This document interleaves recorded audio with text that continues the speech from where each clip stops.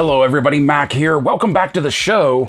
I have something that is very exciting, at least to me anyway, so go ahead and drop us a like because today we are taking a look at the one, the only, the classic ROM the Space Knight. Now, back in the 80s, ROM the Space Knight was a pretty big deal. Big 13-inch action figure, electronic toy, lots of lights, lots of sounds. Unfortunately though, he didn't really scale with anything else that was on the shelf. And ROM was the only thing that Parker Brothers was selling. So while he was cool, not a lot of kids had him because we didn't really have much to do with him. If he would have been scaled down to fit like maybe G.I. Joe or something like that, he might have been more popular, he might have been in more kids' toy boxes. But as it was, G.I. Joe had gone from the 12-inch figure that at 13 inches ROM would have scaled up perfectly with, down to like that 3 3/4. So there wasn't really much you could do with it. Likewise, Star Wars was down to a 3 3/4 figure. So like he kind of was one of those toys that got like lost to time because not a lot of kids had him. But the kids that did have him loved him. And now Hasbro has gone back to revisit him in 1/12 scale form so that now he will size up with Black Series, with G.I. Joe, with Marvel Legends right here. And I am really excited to finally have ROM in my collection. This is kind of making me want to go and check out and see if I can find the 13-inch figure at RetroCon this year. Not high on my list, but he might be definitely something I'm going to take a look at, because even looking at him through the bubble wrap, through the clamshell right here, he looks a lot like the original figure, scaled and proportioned much better, beefier legs, arms that aren't just like straight pegs, but like the head sculpt, the armor, the shoulders, his weapons here. Everything is just like a throwback to that original 13-inch figure, right up to like the boot cuffs right here. I think I'm really going to dig this. I think I'm really going to like this. I really hope you do too. We do have him in a retro card back packaging right here, which I think is very cool. You can see the figure, you can see all of his accessories. I like the Marvel Legends series #1 up here, kind of like a comic book imprint up there near the spine. We have some images of ROM, which I think these are actually old comic images of ROM in the background. I never actually read ROM in the comics either, so I'm going to be completely honest. This is probably my first and most extensive exposure to ROM the Space Knight. On the back, we have the cross-sell for everything else that came out in this wave. Banshee, Ultimate Miles Morales, Ultimate Iron Man, Adam Warlock, gotta get him too, and Dakin. And then we have the image of his first issue up here. And in ROM #1, the Space Knight ROM tracks the vile, dire wraiths across the cosmos, arriving on Earth to continue his pledge to defeat them. So we get a little bit of a bio right there. Some more like comic images in the background behind all of this. This is very cool. I'm really looking forward to this. You can see it's just a card back right there. Heavy stock though, nice heavy stock. Has that little tab underneath so that if you are an in-box collector, you can keep him on the shelf in the card back and he's not going to fall over. But we all know I'm going to rip this guy open. So without further ado, let's get him open and let's take a look at Hasbro Marvel Legends ROM the Space Knight. And if you want one of your own, you can get him at Entertainment Earth. Entertainment Earth is your one-stop shop for all toys, clothing, collectibles, and more. Get the newest from Hasbro, Mattel, Bandai, and Super 7, as well as exclusives that can't be found anywhere else. With over 25 years in the business, Entertainment Earth has what you want. Click the link in the description below. Okay, here he is, ROM, out of the packaging, and putting the tape measure to him, we find out what is possibly the most surprising element of this figure to me. He is 7 inches tall to the top of his flat top head, which makes him much larger than a standard 1/12 scale figure, and I like that.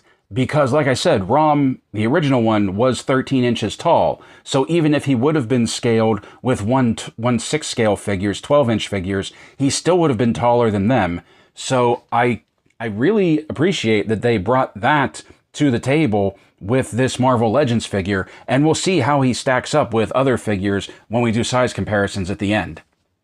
So obviously paint apps, there's not going to be too much to talk about because the figure is pretty much molded in this silver plastic right here that looks absolutely gorgeous. I think the last time we saw something like this was on one of the newer Silver Surfers. I like how we have the red here underneath his armor, the red eyes on that black band giving the illusion of like the eyes that lit up with the they weren't LEDs, but like little red lights that were for his eyes on the 13-inch figure. I really appreciate that. On the back, we have some paint apps here near the exhaust of his jetpack, and we even have the interior engines of his jetpack painted in a fading red, kind of like it's just like engine exhaust coming out, which I think is really cool. I like how it's just dusted around the edges there, and it's not a solid around the exhausts.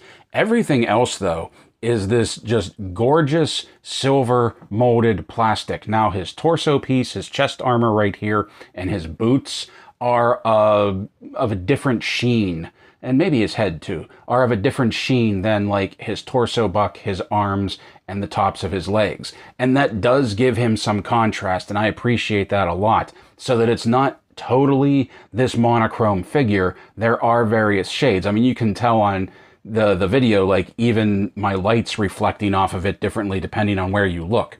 The sculpt of this guy is fantastic too. I love the ridges here in his armor. I love the ribbing down here, like, or his abs rather down here, and you have that ribbing here at the top of his legs as well. The sculpt work that they did on the jetpack, as far as my memory goes, this is pretty much exactly how I remember the jetpack. These, I think, were just little pegs that came up on the shoulders. They elongated them a little bit, but it works because it connects real well to the engine pack, to his jetpack right here. I unfortunately do have a little marring right here in the plastic, and I didn't do that when I cut it open. It's just little minor imperfections right there, which is kind of a bummer, but I can look at it as battle damage. It's not like throwing me off completely. I don't think it's supposed to be there. I think I just have some minor imperfections in the chest piece, but I'm actually fine with that because to me, it doesn't really detract from the rest of the figure. Now, having said that, that's probably going to eat away at me over the years. Down here in the hands, I love this, that like they didn't like really give him fingers. They gave him like those armored space mittens that he had from the original 13-inch figure as well. I think everything they did on this is fantastic, that it is a very true to form nod to what I remember the 13-inch figure, the Parker Brothers figure being, but giving it a bit of an update, giving it a little bit more polish, a little bit more, just more in general. And we also have, like, don't forget the split boots for the toes down here. I dig that. Once again, we have some more ribbing. So let's take a look at the articulation, that his head will do a full 360 spin. He can look up very well, which is cool because he's a flying character. He can look down fairly well. He does have the ball joint with the hinge right there, and the hinge moves very, very well. He has a little bit of tilt side to side, but not a whole lot. Arms will do a full 360 spin. No butterfly joint, but they move easily, and they come up to just a little bit past 90. We have the bicep swivel right there. Double jointed elbows with some really good travel. Wrists pivot. This wrists hinge in and out, but we do have his weapon wielding hands, and they hinge up and down. And I believe the other one hinges up and down. We'll take a look at that when we look at his hand accessories. Now he does have a cut right here in the armor that works as like the ab crunch, that he can go forward a little bit. He can go back a little bit. The jetpack gets in the way. That's also where he's going to get his side-to-side twist. You can see he has a crunch right there that he can really crunch forward. He can crunch back. He would be able to get more, but once again, the jetpack gets in the way. Now, unlike the original figure, this is where the 9-volt battery went and the jetpack came off. This is molded onto there. The jetpack does not come off. Legs come out that far. They'll go forward 290. They'll go back that far. We do have a boot cut right there that is hidden by this high thigh boot. We have double jointed knees, once again with some really good travel right there. Ankles rock back very well. Ankles rock forward very well. And we have, of course, forward facing pin for rocker. Now out of the box, he has this one weapon wielding hand, and he has this open hand. And he has this pair of alternate hands, which is a weapon wielding hand on the left and a closed fist on the right. Okay, so as far as accessories goes, ROM comes with these two blasters. They had names in the original figure, and I am not going to remember what they are. I think one was a weapon, one was some sort of scanner. I do remember that with the 13-inch figure, there was an even larger accessory that came with him. It was a two-handed scanner or reader or something of that nature. I can't remember what it was, but these two definitely came with the original figure. And you can see the handles, the hand grips are just some straight bars right there. There's not even any triggers on them, but hey, he's ROM the Space Knight. He doesn't need triggers. He's just hooked up to his weapons because these just slide so easily into his weapon wielding hands. And there you go. He can dual wield on both of them. And they are rather chunky. And I remember even thinking that when I was a kid, that his guns look a little wonky, look a little awkward, but hey man, they look cool for him. Now, we only have one blast effect, and that is this guy right here. And it looks awesome, don't get me wrong. This is also a soft rubber right here, so it's not going to snap, it's not going to break. The same for these blasts down here, but we only get one. And if he has the ability to dual wield, and it does just slip right onto the end like that, which is very cool. But like, if he has the ability to dual wield like this, I really wish we would have gotten like a second blast effect for him. But as it is, like, that does look really cool. And the last accessory we have to take a look at is one that I'm sure you've all heard about already, and that is the comic book accessory. This is designed to look like ROM Space Knight issue 1. This is a reprint of the cover, and I'm of mixed opinions on this. On one hand, you know, it's kind of cool, but on the other hand, like, it's just a black piece of plastic. We have Marvel Legends and the Hasbro logo on back. It is designed to look like a rather thick comic closed up, and it is a soft piece of rubber. I thought it was a hard plastic, but it's a very soft piece of rubber, so there is some bend to it. Also, because it's on black plastic, the colors don't really pop. They're very muted. You can see the black background bleeding through. It just doesn't pop like you would think a comic from the 80s should. And if they were going to give us this instead of a second blast effect, honestly, I would have rather they just chucked this and given us another one of these. I understand what they were trying to do. It's a cool gimmick. I can see some people being into it, and if you like it, more power to you. I'm glad you get I'm glad you get enjoyment out of this.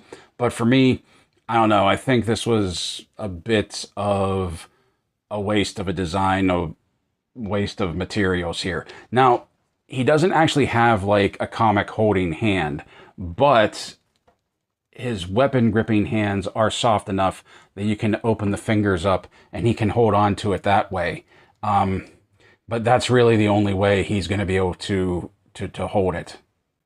And now for size comparison, here he is beside Hasbro Marvel Legends Doctor Doom Doombot and Lady Deathstrike. See what I mean by the size difference? Here he is beside Hasbro G.I. Joe Classified Series Cobra Bat and Female Blue Ninja. Here he is beside Hasbro Star Wars Black Series Knights of the Old Republic Darth Revan and Darth Nihilus. Here he is beside Mattel Masters of the Universe Masterverse Masters of the Universe movies Skeletor and Evil Lyn. Here he is beside McFarlane Toys The Witcher 3 The Wild Hunt Geralt of Rivia and Ciri.